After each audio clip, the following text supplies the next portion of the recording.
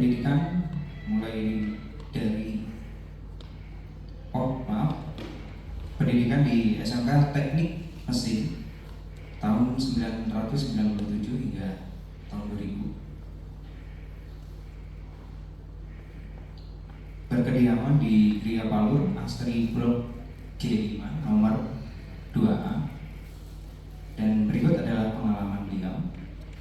1. Belajar basic design dan rancang bangun dengan Empu Sukamti, Surakarta selama 5 tahun dari tahun 2006 hingga 2011. Kemudian berkegiatan dan berkolaborasi seni tempat lipat, Puspo Sukarto, Empu Suryanto, Wircayuriko, Empu Sukamti Suponingrat dan Empu Daliman, Puspo Budoyo, dan Empu Yohanes Yantono. Kemudian mendapatkan gelar budaya KRT Roni Brojo Poso Dipuro dari Keraton Surakarta Hadiningrat sebagai Empu Keris Surakarta.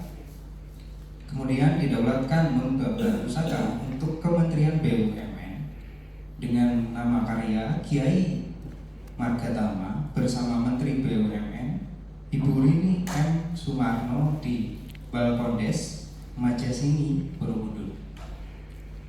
Kemudian inisiator pembangunan Bersalen dan pengembangan di berbagai wilayah Karesdian Surakarta. Kemudian pameran peragaan edukasi Tosan Aji dalam acara budaya Asia di Merlin Park Hotel DKI Jakarta. Kemudian edukasi dan wawancara Tosan Aji dari berbagai peneliti, jurnalis, dan penggemar Tosan Aji dari berbagai mancanegara. Kemudian aktif berkonsentrasi berkegiatan pengembangan, eksplorasi, pelatihan pembuatan dan pembinaan Tosan Aji, senjata berbasis tempat lipat untuk publik, komunitas Indonesian Blade, mahasiswa isi Surakarta untuk mencetak regenerasi Empu Keris yang berkelanjutan. Kemudian penggiat di komunitas keris Bratasura, Pasupati, dan Museum Keris Nusantara Surakarta. Berikut beberapa pengalaman-pengalaman ya Pak. Nah, tadi ada obrolan di belakang layar. Jadi Empu Roni lebih memperefektifkan ini ya materinya. Jadi beliau lebih suka ada interaktif Pak ya. Jadi beliau akan membacakan secara singkat tentang PPT-nya, lalu dilanjutkan untuk sesi tanya jawab yang lebih panjang. Waktu dan tempat saya persilakan Pak. Terima kasih. Yang kami hormati Bapak Kapolri Keris Surakarta, yang kami hormati para staf dosen Prodi Keris Surakarta, Bapak Kuntati Masuta Mojo, selamat siang Pak. Bapak Cahya Surya Haksatya, Bapak Isa, juga yang kami hormati sedulur sepuh saya Empu Suponingrat ingkang kula tresnani hormati. Beberapa minggu yang lalu saya mendapatkan sebuah telepon daripada salah satu pengajar Prodi Keris dari Pak Isa, diajak bertemu mengutarakan untuk bisa menjadi atau mengisi sebagai narasumber dalam kegiatan pada siang ini. Rasa-rasanya agak kaget Pak, saya kok dijadikan menjadi sebagai narasumber yang memang basic saya tidak terlalu bisa berdiskusi atau berdialog. Jadi mohon maaf nanti jika terjadi banyak kekurangan, saya mohon maaf. Saya terlahir di Solo, bapak dari Solo, ibu juga dari Solo, jadi memang asli dari Solo. Terlahir 5 bersaudara, kebetulan laki-laki semua. Yang paling cantik ibu saya.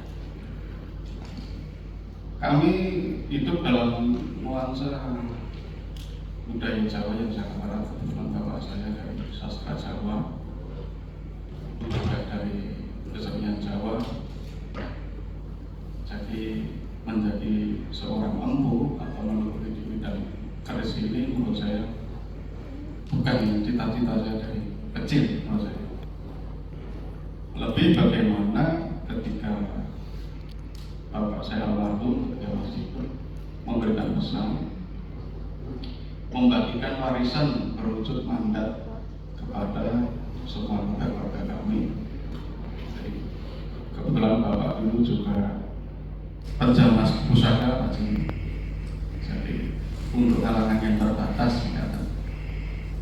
Jadi saya dari kecil sudah sering mengamati, membantu, diajarkan sedikit banyak tentang keris. Selebihnya untuk sastra di bapak itu disuruh melanjutkan kakak-kakak kami, dan kami, saya pribadi kejiwaan untuk urusan keris kebetulan. Pada saat itu beliau mengenal namanya Pak Sukamti.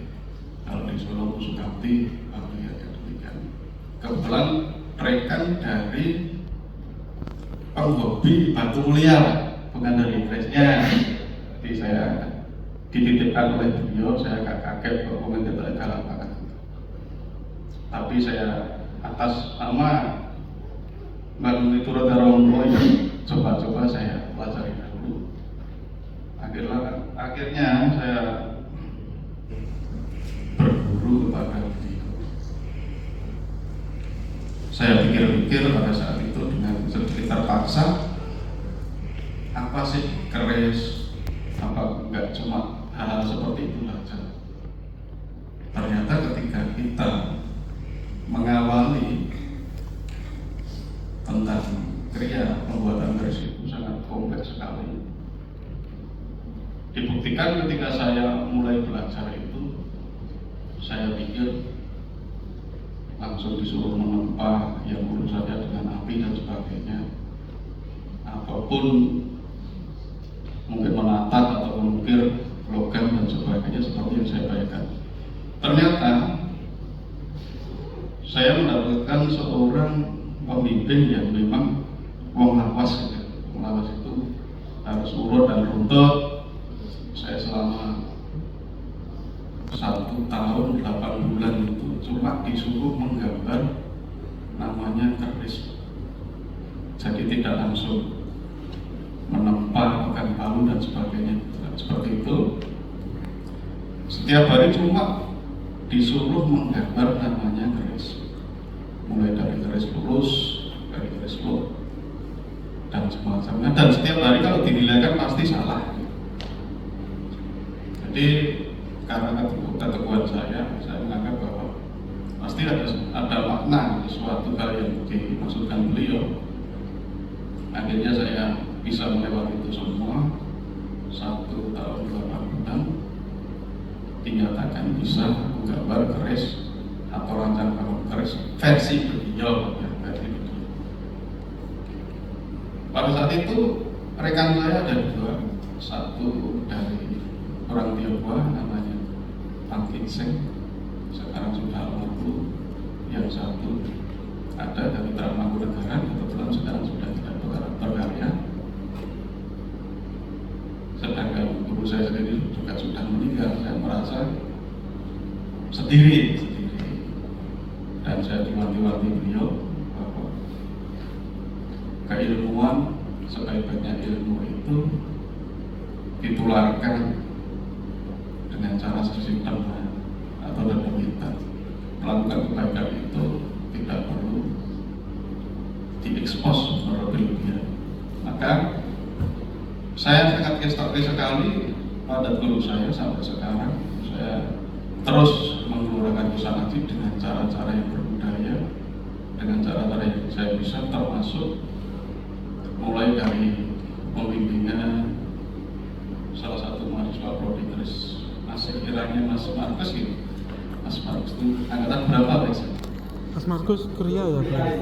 Mulai ya gitu. Mulai itu terus Mas Fatoni banyak yang mungkin dari kampus juga sudah sangat lengkap, mungkin di kami juga sedikit hanya melengkapi saja. Jadi jika tertanya demikian, sampai sekarang saya berkegiatan budaya di beberapa daerah, terutama di petilasan-petilasan yang memang erat dengan kesejarahan. Kita membuatkan sebuah program-program dan acara-acara budaya, termasuk menggunakan budaya Pusat Haji, edukasi publik di berbagai daerah. Ternyata dampaknya sangat luar biasa, karena selama ini di berbagai daerah itu orang hanya mendengarkan cerita atau jarine-jarine yang lebih menekankan pada sisi mistismenya. Setelah kita lama berbeda seperti itu, ternyata sampai sekarang juga dampaknya besar, masih di berbagai daerah juga sudah muncul berbagai kesalahan-kesalahan. Dulu juga penolakannya dari segi kolektor itu terlalu tinggi pada kita, tapi kita yakin kita akan tetap bisa maju dan Garis Kemerdekaan akan jauh lebih besar. Sedikit pengantar saya demikian. Kita mulai bab 1.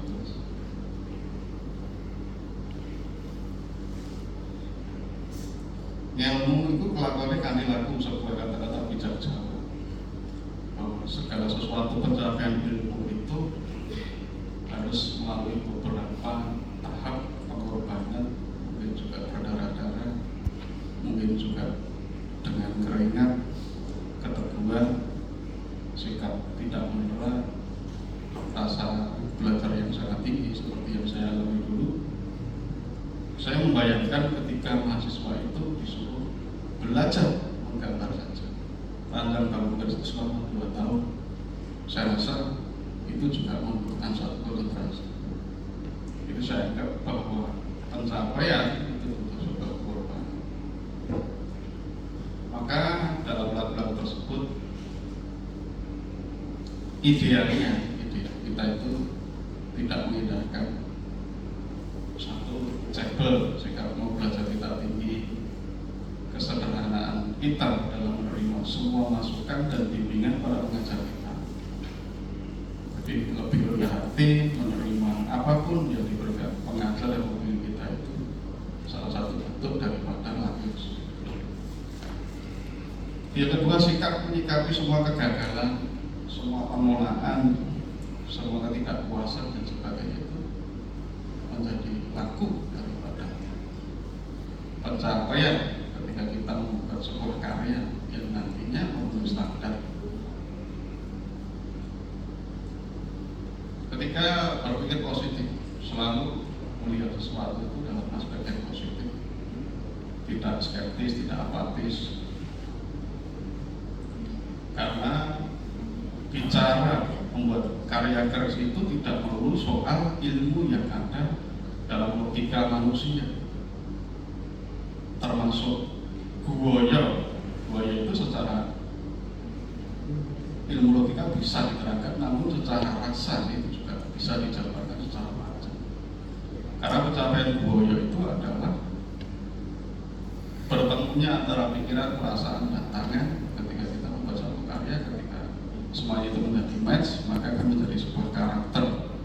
Kalau orang berkerisan lebih menaraskan guoyo, pasikutan dan sebagainya. Maka ada yang mengatakan pasikutannya garis itu beringsing, dirowo, tegas, lugas dan sebagainya, itu dihasilkan daripada bukan hanya sisi teknis saja atau sisi perhitungan logika saja, namun juga ada alam rasa yang melingkupi semuanya Selanjutnya, izinkan kami berbagi pengalaman kepada rekan-rekan, lebih kepada laku ilmu bukan secara mistisme Jawanya, namun lebih secara teknis praktis bagaimana mengaplikasikan keilmuan dan teknik itu kepada satu benda keris, dimulai dari awal pemilihan bahan, konsep, dan semuanya. Kita langsung pada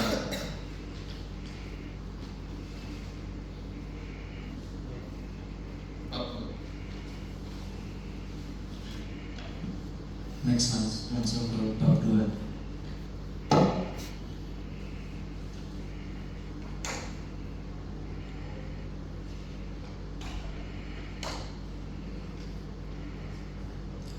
laku ilmu panjetaning pamor.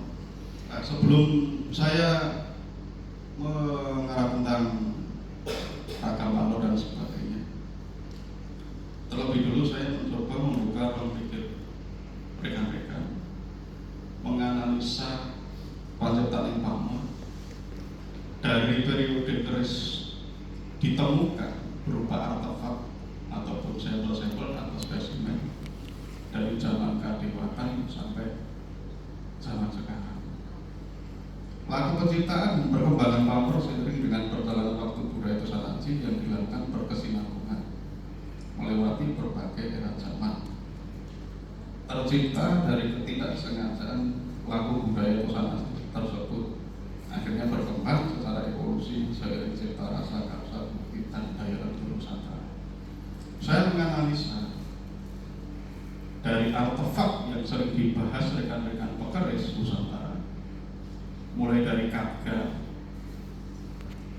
Sebelum terjadinya keris, Katga itu banyak ditemukan masih berupa monometal atau satu jenis material berupa casting, masih berupa cocolan.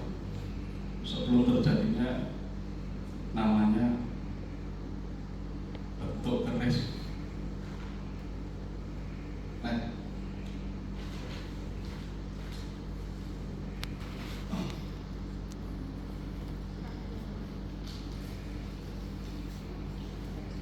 Naik mas.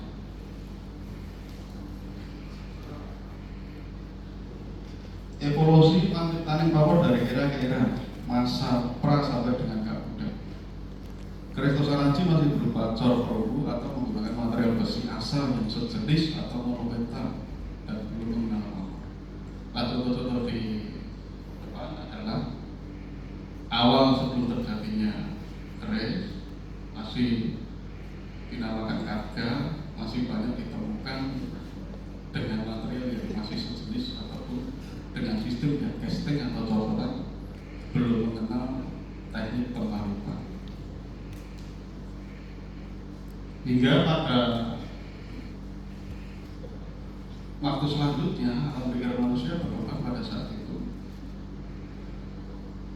mengikuti tradisi perilaku manusia pada zaman itu, sehingga menemukan satu metode tempat, namun masih menggunakan satu material, bisa berupa baja ataupun bisa berupa besi pada contoh di tengah. Nah, perkembangannya demikian dari awal keris tercipta dari Katga belum mengenal teknik tempat lipat. Yang kedua sudah mulai mengenal penempaan tapi belum melalui pelipatan, masih dengan satu material. Berikutnya yang gambar yang paling ujung itu sudah terlihat satu guratan-guratan abstraksi warna-warna yang beda. Namun warna tersebut tidak terlalu mencolok. Itu sudah mulai mengenal namanya percampuran, tapi masih dalam satu koridor, satu material, atau yang gapnya tidak terlalu jauh. Jadi misalkan besi dilipat, akhirnya juga akan menghasilkan satu guratan warna pamor, tapi warnanya tidak terlalu mencolok. Di dunia besinya keris, idealnya dilakukan pamor sana, lebih samar-samar atau tidak terlihat. Itu biasanya dari satu tambah lipat material yang sama. Berikutnya, Mas. Era Kabudan sampai dengan Singasari dan awal Majapahit. Tahap 1 sudah berkembang dengan menempali lipat lebih dari satu material besi yang berbeda kualitas asal, sehingga dari tempalan lipat tersebut secara tidak sengaja dihasilkan inklusi pemotor berupa garis warna yang berbeda samar atau sama. Lah ini hasil daripada perjalanan daripada pamor itu dari awal masih SD, kedua masih monolita, mungkin berkembang hingga menemukan metode penambahan masih dalam satu material yang sejenis ataupun besi saja. Maka pamor yang dihasilkan akan lebih terlihat suram atau kurang cerah. Itu bukti bahwa material tersebut belum menggunakan material berbeda-beda, masih sejenis. Berikutnya, jadi gambar ini hanya sebagai ilustrasi, bukan artefak secara otentik. Kami lebih membuka bagaimana perjalanan pamor itu dari awal ada sampai dengan sekarang. Seiring waktu mengenal pengolahan besi, baja, dan pamor secara lebih murni dan terpisah. Namun ketika material tersebut masih ditempa lipat secara bersamaan menjadi satu satuan, pamor yang kita sudah berubah. Jadi kebanyakan artefak yang dibahas rekan-rekan berkerisan itu yang diyakini sebagai Kabudan Singasari, kita analisa, kebanyakan pamor itu dilipat secara bersamaan dengan material besi dan bajanya. Jadi belum mengenal sorok atau kor atau baja. Jadi material itu langsung disatukan menjadi satu hingga sangat lembut, mencapai dengan titik-titik pelekatan tertentu, sehingga zaman Singasari, Kabudan dan sebagainya pada zaman itu yang dibahas rekan-rekan berkerisan masih menggunakan sistem percampuran tiga material secara bersamaan, belum mengenal estetika. Bila terbukti pada gambar tersebut di sisi samping atau tajamnya bila belum ada baja yang melingkupinya.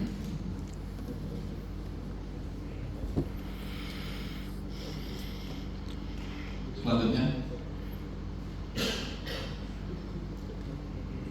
harga berkembang mengenal tanpa laminasi. Baja yang berkarakter keras namun rapuh ditempatkan sebagai sporok atau kor. Sedangkan caton tempat lipat dari besi dan pamor yang dibuat sebagai jaket.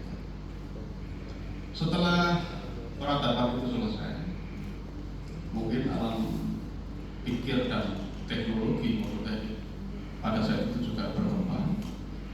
Mungkin karena persatuan daripada tiga unsur itu juga kurang rapuh, kurang kuat menurut versi pada zaman itu, dengan karakter dan gap yang beda, dengan kekerasan yang beda, dengan sifat yang berbeda, maka terjadilah pengembangan semacam ini. Pamor sudah ditempatkan di sisi atas, besi dan pamor sifatnya itu liat, lunak, dan bulat ditempatkan di sisi atas. Baja yang sifatnya keras namun getas ditempatkan di tengah. Nah, sistem ini sudah sangat melengkapi. Jadi mereka sudah mengenal sisi tajam dan mana sisi yang perlu ditempatkan di posisi untuk mengikat. Selanjutnya, pada era Majapahit dan Mataram Sultan Agung, Raden Haji mengalami masa puncak secara teknik kualitas, mengalami perkembangan signifikan dari sisi pamor, mengalami eksplorasi dan perkembangan. Jadi mulai Majapahit itu sudah sangat maju, sudah tercipta banyak pamor-pamor yang indah.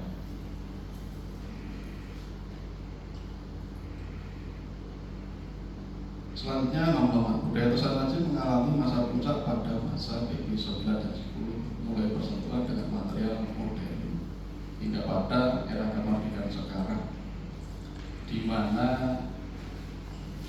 perkembangan rekan pamor sungguh sangat variatif dan mengagumkan.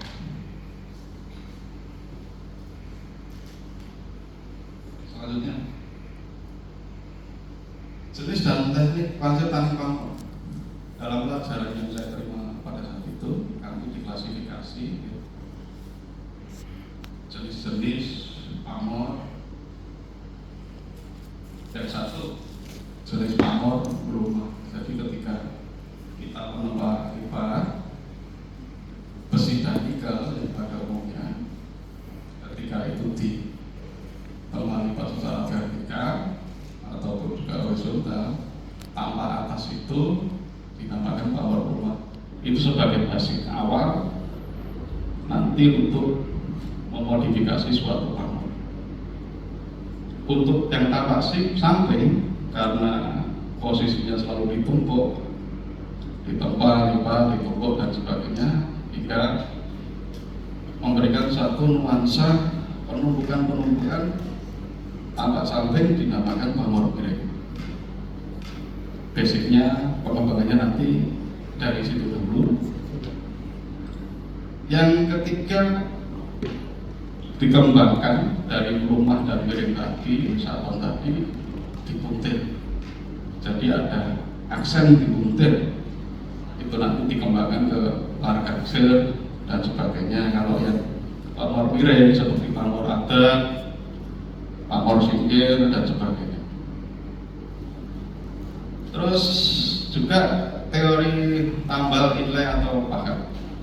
Teori inlay adalah bahwa pada sabang itu kita pahat dengan bentuk tertentu, lantas kita tutup dengan satu komponen tertentu yang kekerasannya lebih lunak, bisa berupa tembaga, bisa berupa emas dan sebagainya, untuk menutupi nuansa tadi, untuk menjadikan lebih indah, dinamakan teknik inlay. Tapi basicnya inlay. Selanjutnya pamor rekan atau modifikasi dan pengembangan pamor modern pada gambar nomor 5 dan kanan. Nah, itu salah satu contoh adalah teori pamor inlay. Jadi bidang itu ditata terlebih dahulu. Jadi kita buat bilangnya, setelah itu baru kita tata seperti atau kita ukir dengan bentuk tertentu, dengan modifikasi tertentu, maka menghasilkan seperti itu. Nah, kalau rekan-rekan di Madura yang saya pahami, mereka menggunakan teknologi yang sudah modern. Kalau zaman dulu di depan, jadi misalkan bentuk itu ditata seperti apa ya, telanjang rambut itu istilahnya. Baru itu dipanaskan, dikasih serpian-serpian tembaga. Maka tembaga itu karena titik leburnya lebih rendah, dia akan mengisi kekosongan daripada teknik inlay. Tapi kalau sekarang teknologinya sudah adalah jadi lebih praktis, lebih praktis. Selanjutnya,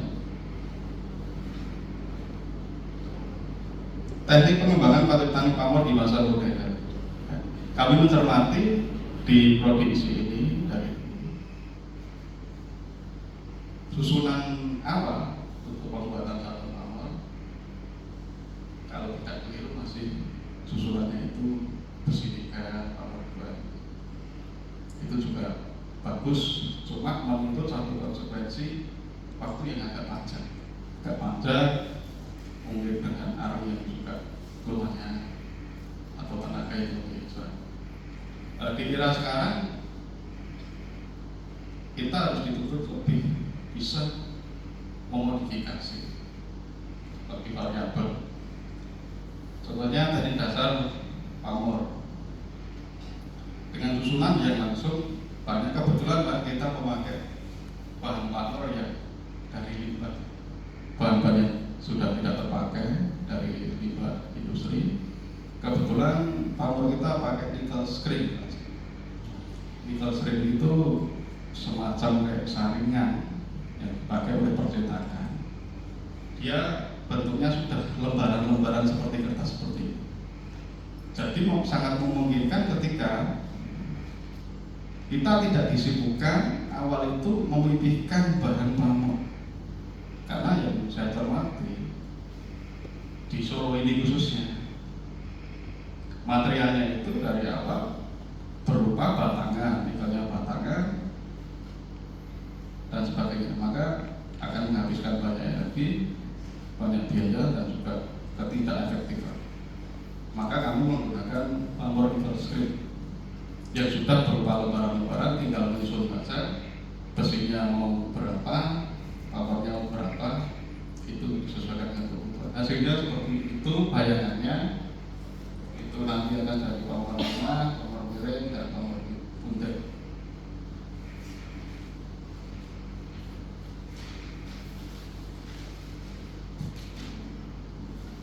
Selanjutnya, teknik pamor terbentuk dari bahan awal material. Nah, kami sering bereksplorasi dengan material-material yang memang dipandang sudah tidak bisa dimanfaatkan, dari part-part sepeda motor yang memang bersifat limbah atau melimpah. Soal bahan dasar tersebut meliputi seperti rantai sepeda motor dan kawat seling. Rantai itu, sepeda motor itu sudah membentuk pattern dari awal atau berat pamor dari awal jika itu ditempatkan. Jadi bentuknya ya sudah semacam dari awal seperti itu. Lingkaran, misalnya nanti kawat seling itu juga akan membentuk seperti untet, rambut dan sebagainya. Itu juga sudah bisa cukup membantu dari awal. Material-material jadi itu bisa dijadikan rujukan pembuatan pamor keris dan akan sangat mengefektifkan langkah-langkah pembuatan pamor yang sangat beragam. Selanjutnya,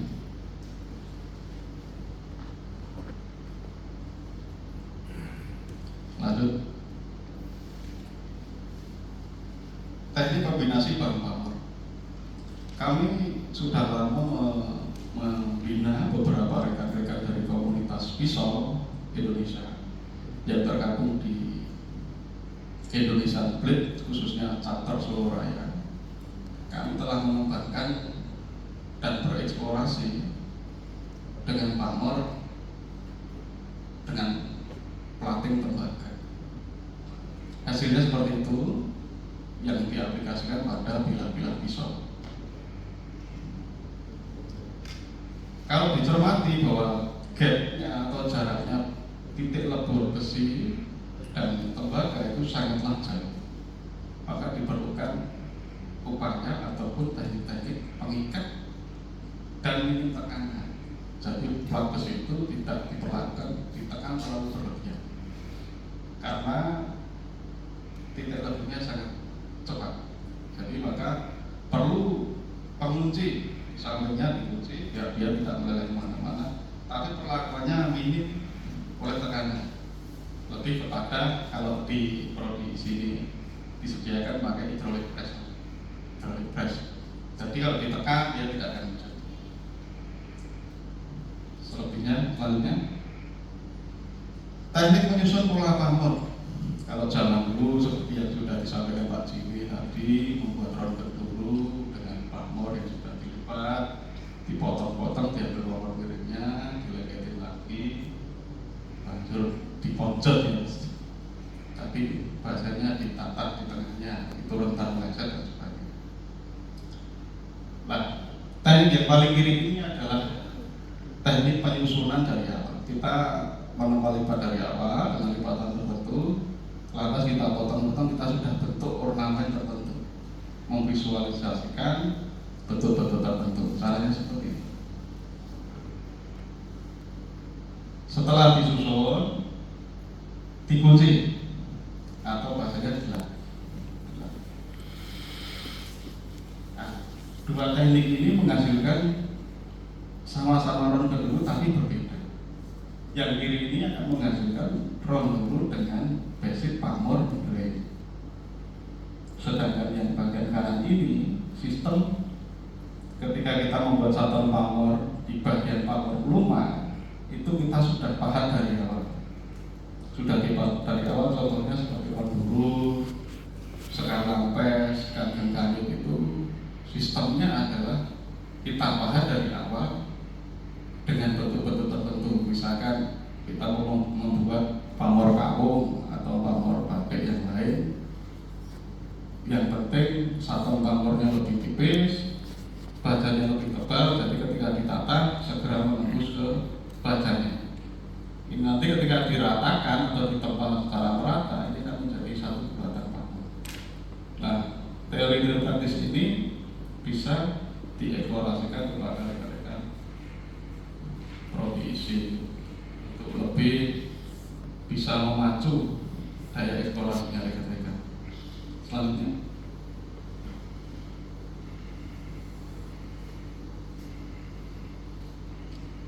nah, selebihnya menyusun pola pamor dari awal, seperti gambar di atas yang paling kiri. Besi dan pamor atau besi dan nikel itu sudah ditata dari awal membentuk satu bulatan tertentu atau bentuk tertentu. Contohnya di atas itu sudah berbentuk anyaman bambu. Cara penyusunnya sudah seperti itu. Terus bagian kanan sudah mulai variatif. Misalkan ngambil basic dari pamor puntir, nanti pengembangannya larkaksir dan sebagainya. Kalau larkaksir itu puntirannya disusun 2. Kalau ini bagian kiri bawah itu sudah disusun 4, itu akan menghasilkan larkaksir yang berbeda. Termasuk penggabungan pamor puntir dan pamor miring di sebelah kanan. Kanan bawah itu sudah dari awal penataannya seperti itu. Jadi maka kami mengharap rekan-rekan akademisi ini di prodi Keres harus segera berani bereksplorasi. Di saat zaman ini sudah penuh dengan kemajuan, banyak alat-alat yang sudah cukup membantu. Selanjutnya, komposisi susunan pamor atau tabel pekerjaan dan penyusun bilah kodokan. Di setiap era zaman itu jika diilustrasikan atau dipotong pada penampangnya, maka terjadilah aturan susunan yang berlaku. Misalkan pada zaman era Kabudan waktu masih monometa, ditandai pada satu tabel tertentu. Terus keuntungannya ketika kita memakai pamor yang sudah jadi seperti bandi, seperti sekali tadi, selain dari awal kita sudah banyak susunannya, dalam satu langkah penempaan tidak perlu ditempa, setelah ditempa dipotong 3 baru dilengketin dulu. Kalau di kami bukan seperti itu. Jadi ketika sudah ditempa lengket, dipotong 3, tidak kita lengketkan dulu. Yang tadi gerakan potongnya itu vertikal, sekarang langsung digeser ke horizontal. Maka di situ terjadilah tabrakan pamor yang mengakibatkan cepat menjadi lumer. Jadi pamor kita itu ibarat kata lipatan 56 sudah berasa seperti lipatan pada zaman Sultan Agung. Sudah seperti zaman Senopati, itu pamor itu kan lumer sekali. Lain cerita ketika awalnya 3 itu akan menjadi susah. Bisa, tapi harus dikejar ketika besinya 3 pamornya 2. Setelah dilengketin, dipotong 3, jangan dipisah dulu, langsung dipikan lagi ke horizontal, dipotong lagi. Jadi satu langkah itu sudah terjadi banyak hasil di sana. Itu akan mengefektifkan penempaan juga. Mas Joko yang biasa mantai Mas. Nah, contohnya pada tabel ini, misalkan dalam satu keris yang dikatakan PB atau dianggap sebagai keris yang sempurna puncak atau puncaknya keris mengalami kesemburan dan sebagainya. sebagainya itu karena kalau satu penampang kodokan keris pakubuan itu diamati benar-benar, di situ akan terjadi banyak estetika warna yang dihasilkan daripada susunan dengan kedisiplinan yang sangat tinggi. Contohnya pamor, kita melipat pamor dahulu, pamor itu lantas kita simpan, itu dinamakan pamor waswa. Untuk mengikat itu dinamakan apet pamor. Apet pamornya juga bisa dari hasil kepala lipat vertikal atau apetnya juga vertikal horizontal, itu juga akan mengandung kemurnian yang berbeda. Terus apet selorok dihasilkan dari satu logam monostil, tidak perlu ditempa dan sebagainya. Baru selorok atau baja bisa dari lipatan dari baja lunak atau tidak. Maka komposisi daripada saton pakubuanan itu dengan disiplinnya tinggi dari awal, karena terdiri daripada banyak teknik susunan yang memang dari awal sudah ditata sedemikian rupa. Selanjutnya, bayangannya seperti ini untuk rekan-rekan akademisi, bahwa sering-seringlah membuat sebuah tabel gambar seperti ini. Jadi ini ilustrasi penampang susunan komposisi bilah kodokan secara sederhana. Yang ideal dilakukan adalah membuat saton pamor, setelah itu nyelorok, istilahnya seperti itu. Kami anggap sebagai penampang susunan komposisi bilah secara sederhana. Selanjutnya penampang susunan komposisi bilah atau kodokan yang sangat kompleks yang biasa dihasilkan di era-era pakubuanan. Kenapa dinamakan sangat indah, puncak daripada seni, karena dalam material kodokan pakubuanan itu terdiri dari banyak disiplin ilmu tempat lipat. Misalnya pamornya pasukan, setelah itu apet pamornya juga tempat lipat secara vertikal horizontal, seloroknya juga lipatan, dan semuanya yang sangat beragam itu, sehingga ditanya cara menganalisisnya seperti ini. Kalau penampang dari atau kodak itu dipotong, menghasilkan banyak warna sebelum dibentuk menjadi sebuah keris. Maka dalam keris pakubuanan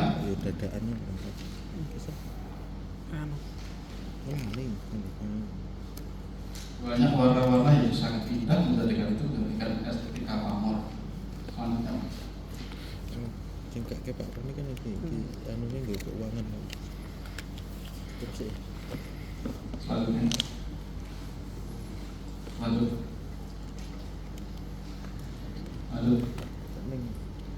Nah, ini contoh, beberapa contoh dari artefak yang diyakini sebagai karya pakubuanan. Kalau diamati benar-benar ini, yang sebelah kiri ini terdapat banyak warna. Ada akodia, ada yang menyolok, ada yang putih keperakan, ada kudu dan sebagainya. Itu hasil daripada saton yang sangat beragam dari awal ditata.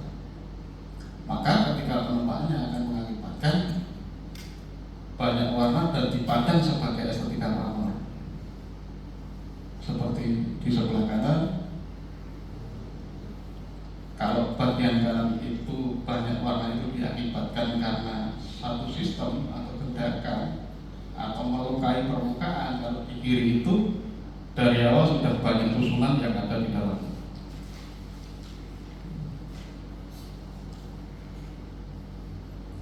Maka terjadilah sebuah keindahan garam, keindahan pamor, keindahan disiplin ilmu sebelah kiri. Selanjutnya, nah ini sebuah contoh karya sekarang atau contoh karya yang mengaplikasikan mengaplikasikan, sistem-sistem terdahulu. Contohnya sebelah kiri. Ini contoh karya yang mengaplikasikan sistem-sistem terdahulu. Contohnya sebelah kiri. Ini contoh karya yang mengaplikasikan sistem-sistem terdahulu. Contohnya sebelah kiri. Ini contoh karya yang mengaplikasikan sistem-sistem terdahulu. Contohnya sebelah kiri. tadi yang sudah ditata dari awal potongannya menjadikan seperti ini. Yang kanan ini sudah banyak guratan warna, ada putih, ada abu-abu, ada kecoklatan dan sebagainya. Itu hasil daripada saton yang berdisiplin ilmu tinggi. Dari awal satonnya itu sudah lipatan semua, menjadikan sebuah keindahan atau estetika marmer. Maka mengapa banyak orang beranggapan era-era tertentu dianggap menjadi mahal, era-era tertentu dianggap mempunyai nilai tinggi? Karena nilai tingginya itu berasal dari awal dulu. Awal ketika terjadi modal jadi sudah mahal karena itu prosesnya panjang dan resikonya sangat besar. Selanjutnya, bahan-bahan paling pamor salah satunya iron meteorite. Sepanjang yang saya ketahui, ketika meteor itu semacam seperti buah alpukat, bagian luar kulitnya itu dinamakan stone meteorite. Itu tidak bisa digunakan untuk bahan pamor. Terus dagingnya alpukat itu namanya iron meteorite. Dan isinya alpukat itulah meteor yang lebih murni yang biasa digunakan.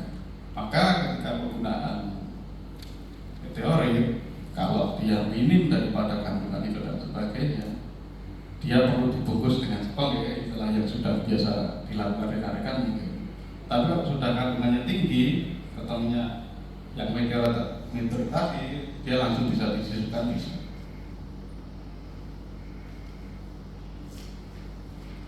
Selanjutnya,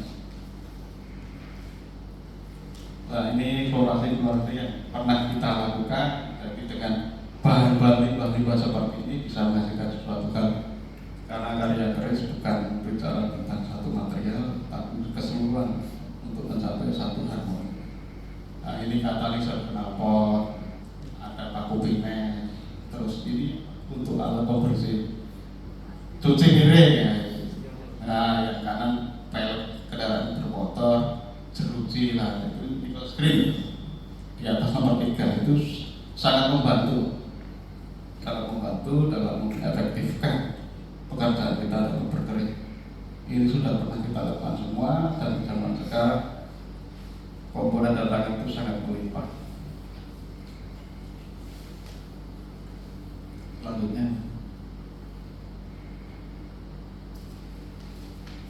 interpretasi Panjit Taning Pamor dalam kawruh kejawaan, paugeran Panjit Taning Pamor. Saya menganggap bahwa pamor itu ada yang dinamakan rekan atau dari awal direkayasa, disiasati, direkayasa, dibudidoyo ataupun dibentuk dari awal menghasilkan satu visual sesuai kehendaknya, yang namanya rekan. Yang kedua, dinamakan pamor paksa. Paksa itu sesuatu hal yang dipaksakan. Maka banyak penafsiran keris antaranya pamor petaringan kebak dan beras mentah itu banyak tumpang tindih. Artinya begini, beras mentah itu diciptakan antara lipatan 60 ke atas. Setelah itu bidang material saton dari awal itu harus dilukai, bisa pakai gerinda, ibaratnya digurat-gurat, baru ditempat lagi. Nah pertemuan guratan atau potongan gerinda itu tadi akan menghasilkan satu pamor bunderan-bunderan kecil itu. Jadi pembentukannya semacam seperti garis-garis pada kikir. Jadi garisnya kayak kikir itu baru nanti akan bisa membentuk namanya wasputa. Kalau nggak itu namanya petaringan kebak. Jadi yang dinamakan pamor paksa itu segala sesuatu yang dipaksa dibentuk-bentukkan untuk mencapai satu bentuk tertentu.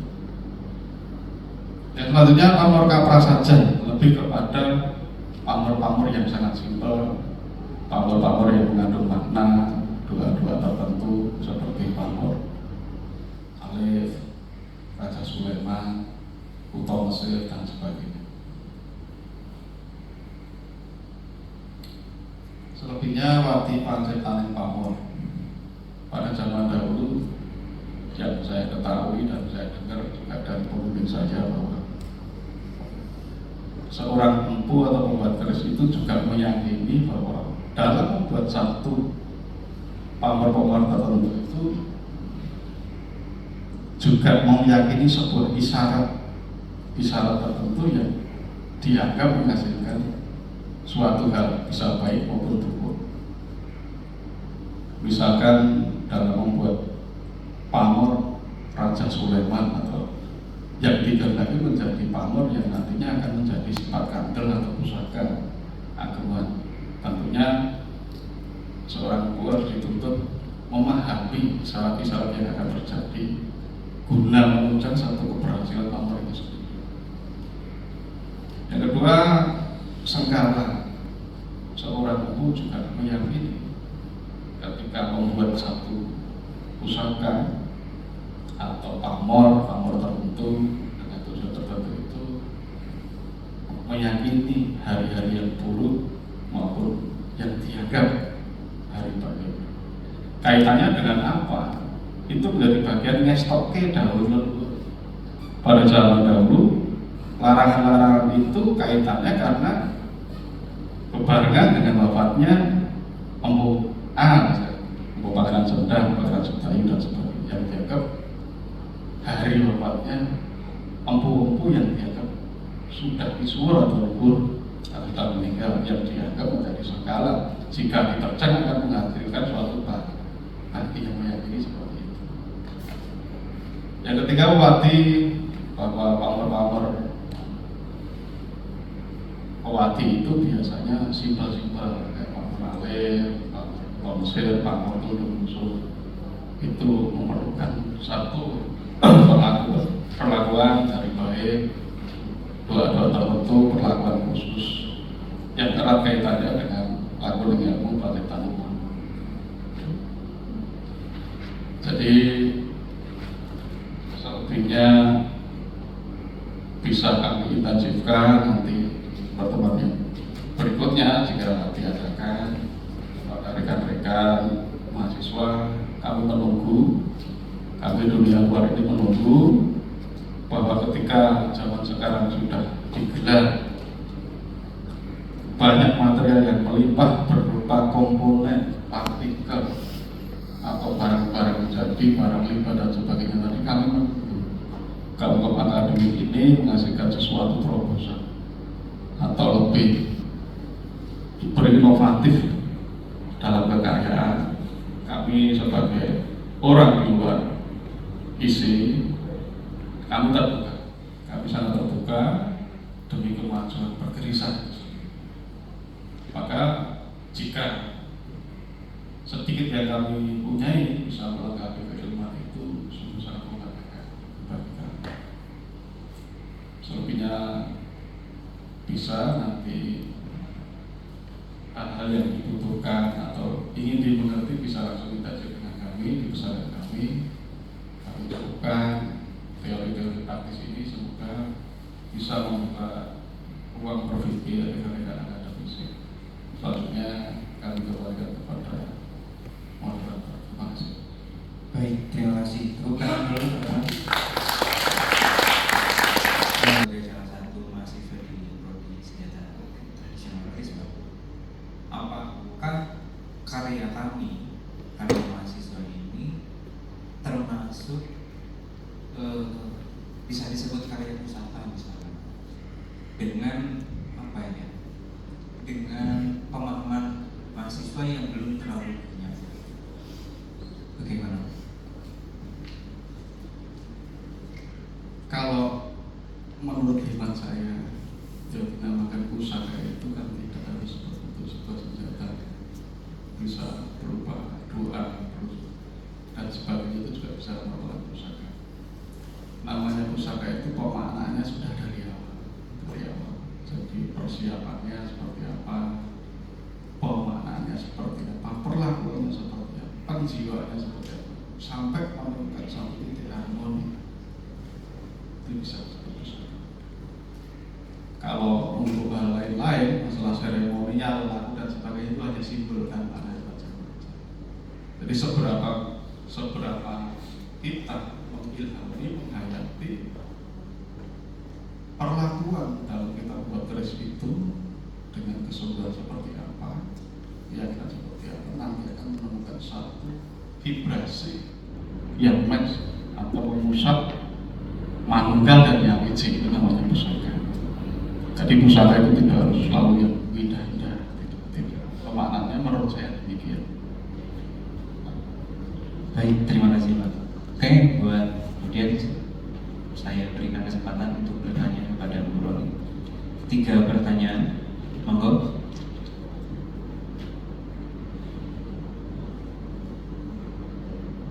Assalamualaikum warahmatullahi wabarakatuh. Perkenalkan, nama saya Muhammad Nur. Izin bertanya kepada narasumber. Bahwasannya salah satu hal atau cara untuk menciptakan novelty atau pembaruan di dalam suatu karya kita. Nah, yang sesuai jenengan jelaskan ada beberapa tahap seperti sasmito, sekalat, pewadi dan sebagainya. Nah, terus bahan-bahan material yang sudah jenengan jelaskan. Nah, itu pengaruhnya di dalam kepusakaan seperti apa? Pasti apakah terkesan kontradiksi atau tidak? Bahwasanya konsep, dan karena dari awal kita sudah disuapi dengan konsep pamor itu adalah konsep ibu bumi bomokan kosong gitu. Dan ternyata ketika jenengan jelaskan bahwasanya dari awal itu ternyata itu tidak menggunakan pamor, tapi menggunakan teknik casting gitu. Nah, itu dengan perkembangannya sampai saat ini itu kontradiksi apa dan dengan konsep pusaka katakanlah demikian. Terima kasih. Asumsi saya adalah bahwa dalam budaya keris itu mengenal versi. Versi adalah aturan atau pakem yang sudah diturunkan, baik itu berupa kebendaan, kemiringan dan sebagainya, itu namanya versi. Tapi dalam budaya versi itu sendiri juga tidak menolak namanya variasi. Jadi namanya versi pakem itu tidak kaku, dan di keris itu selalu mengalami banyak percobaan hingga sampai sekarang. Itu sampai sekarang. Dampaknya menurut saya, selama itu menjadi baik dan itu menjadi wajah baru di dunia perkerisan, berarti kita bangga pada zaman kita sekarang ini. Bukan selalu terpatri pada selalu karya lama yang selalu dianggap primadona. Bahkan karya-karya madura sekarang itu sungguh sangat maestro menurut saya. Jika itu ada pada zamannya, saya anggap ya mungkin masterpiece ya orang sekarang begitu. Karena ketika saya bereksplorasi pamor itu bisa ribuan, bisa puluhan ribu kalau dicapai. Maka budaya keris itu mengenal versi, iya, aturan yang mengikat, iya. Tapi budaya keris juga mengenal variasi. Jadi tidak saklek, tidak kaku dan sebagainya. Nah, itu menuntut atau rekan-rekan akademisi, monggo silahkan berkarya bebas, tapi juga terbatas. Terima kasih. Baik, pertanyaan berikutnya. Saya cuma baik. Saya kenal pertama beliau ini di tempatnya Mbak Kamdi tahun berapa? 2006 ya. 2006 itu. Beliau masih bujangnya. Banten ya saya loh. Jadi betul-betul saya ketemu itu di Mbak Kamdi. Kebetulan. Nah, rupanya beliau memang muridnya sama Mas gitu ya, Mas Kincing. Bahwa orang ini memang salah satu yang saya kagumi. Waktu itu anak muda yang saya kagumi gitu ya. Beliau itu langsung menggarap waktu itu di Loyokusumaan, tapi garapan beliau juga beberapa kali saya lihat. Terus Mas Kincing ini juga garapannya itu eksotis gitu.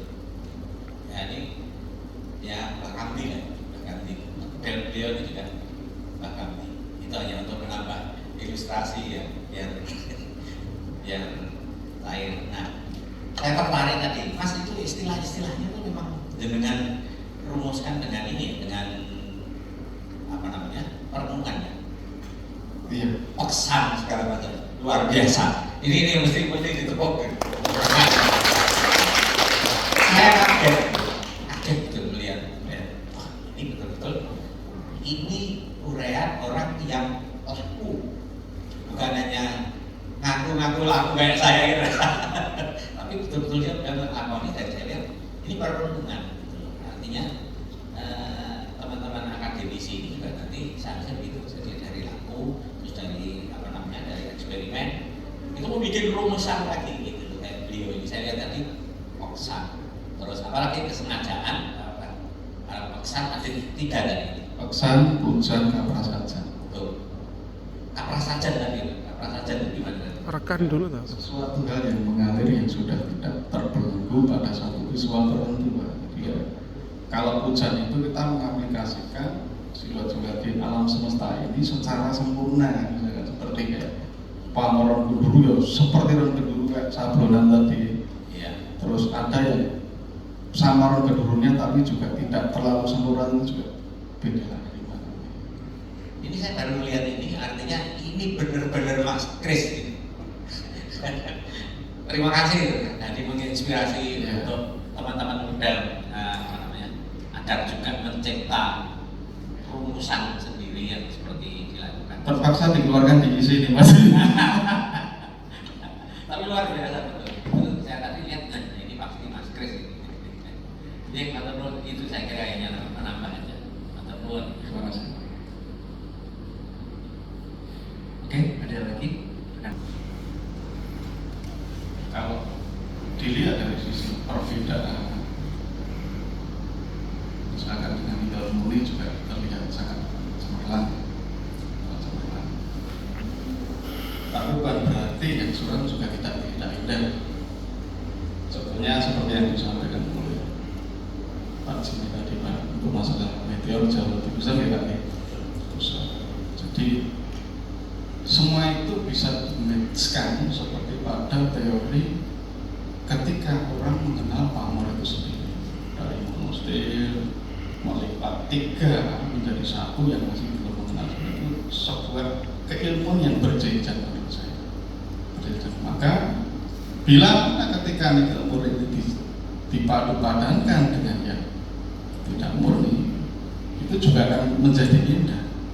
Nah, itulah intuisinya Empu dalam membangun satu etika maupun estetika Kris itu sendiri. Yang saya pahami ketika saya diajarkan demikian, Pak. Jadi Kris mengenal etika, versi juga estetika. Maka prinsip Kris dari satu karya itu meliputi 2. 1 itu prinsipnya endah, loro faedah. Jadi endah dan berfaedah, bermanfaat. Demikian.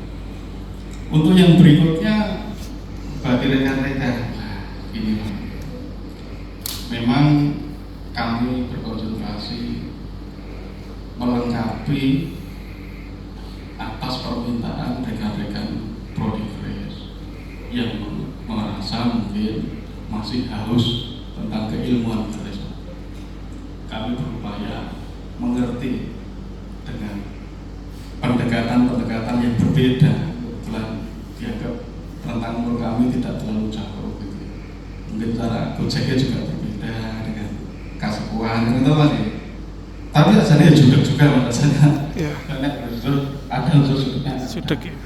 Tapi gini, memang itulah namanya bergelut di bidang pelestarian itu memang harus siap sudut. Dimanapun saya kembali demikian. Tapi percaya Mas bahwa saya mempunyai target atau set goal pada mereka terkait pada pencapaian studinya juga. Target-target ketika kelulusannya tidak betul-betul, ataupun juga tidak segan menegur ketika ada suatu perangai yang memang kurang baik terkait etika dan sebagainya. Tapi di sisi lain saya berani menjamin bahwa karya mereka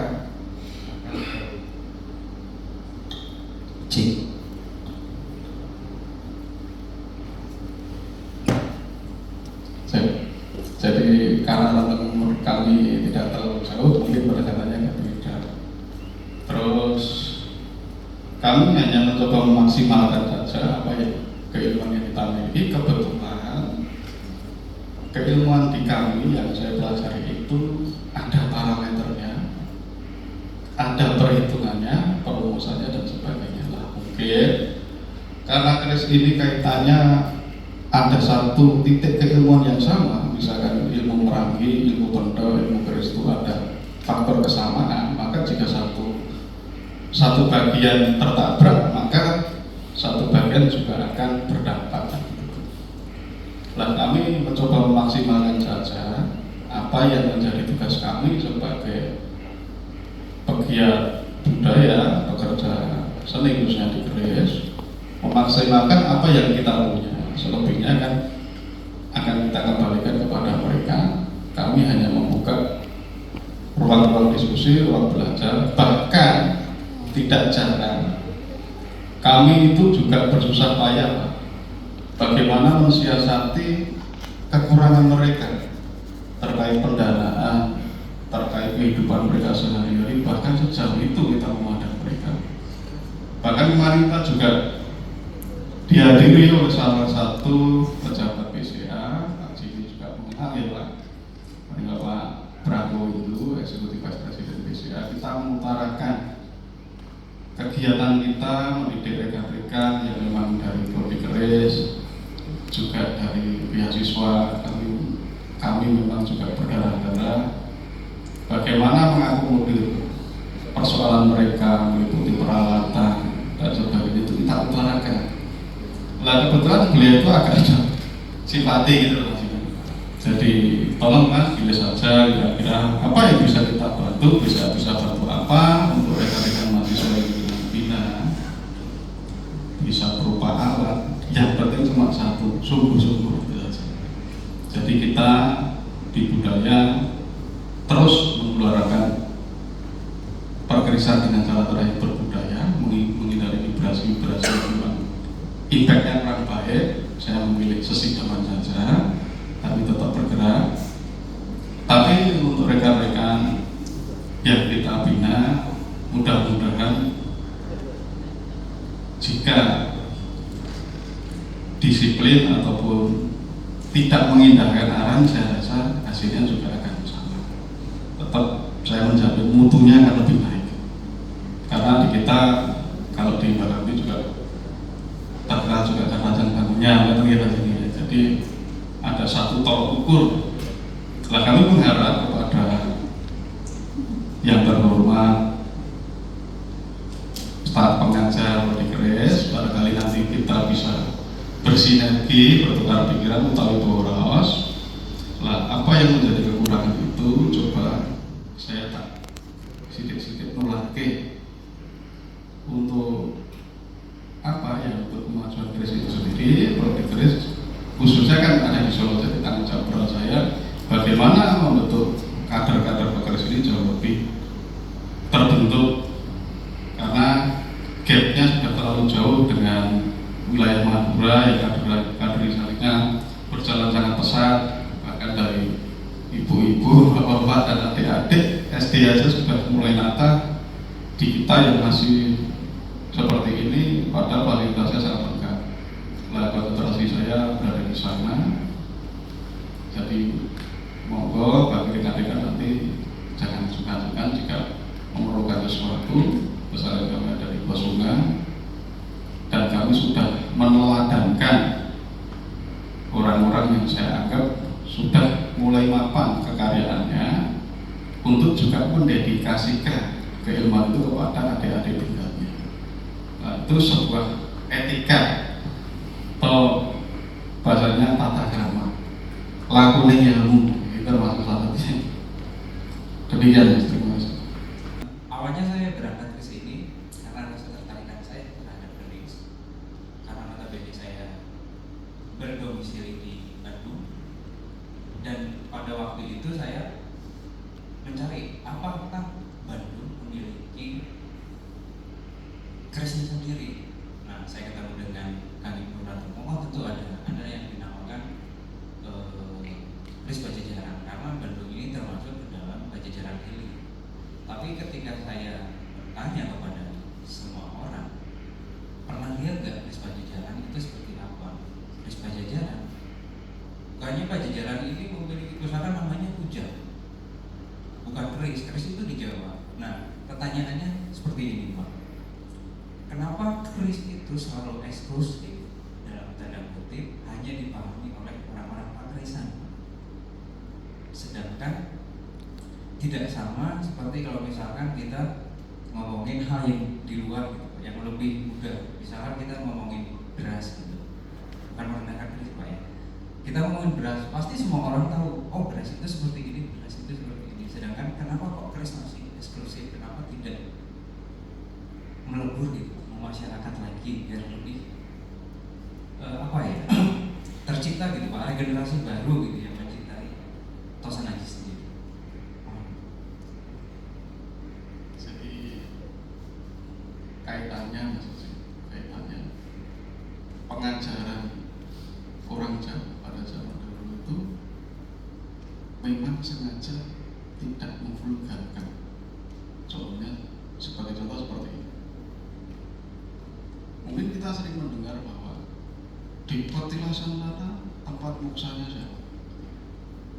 Di sana itu tempat muksanya siapa? Hampir semua tempat itu menjadi tempat muksanya siapa? Padahal maksud terselubung di balik itu adalah bahwa leluhur kita itu melindungi satu, misalkan itu yang dilindungi sumber air dan sebuah kelestarian lingkungan yang berikutnya bisa panjang. Sehingga dengan sebuah narasi kemasan cerita itu, maka harapannya yang mendengar itu akan ngestoke atau menghormati atau melaksanakan. Beda cerita dengan orang zaman sekarang, generasi Z ini di belakangnya dicetake, ini kurang ngerti. Nah, itu ada. Jadi zaman dahulu itu lebih ke perumpamaan atau gontulan itu tidak ada undang-undangnya, tidak ada pasalnya, namun dilakukan dan itu tidak salah. Contohnya seperti ini. Kamu jangan makan di depan pintu karena itu pamali, ya kan, untuk lewat. Itu diamini dan orang melakukan. Orang zaman dulu lebih ke perumpamaan atau samita. Begitupun dalam Sengkala Sasmitawa kita di dalam dunia keris itu juga mengenal hal demikian. Harus kepada siapa kita bicara. Dan keris tidak divulgarkan namanya jalak semua teman. Itu jalak orang.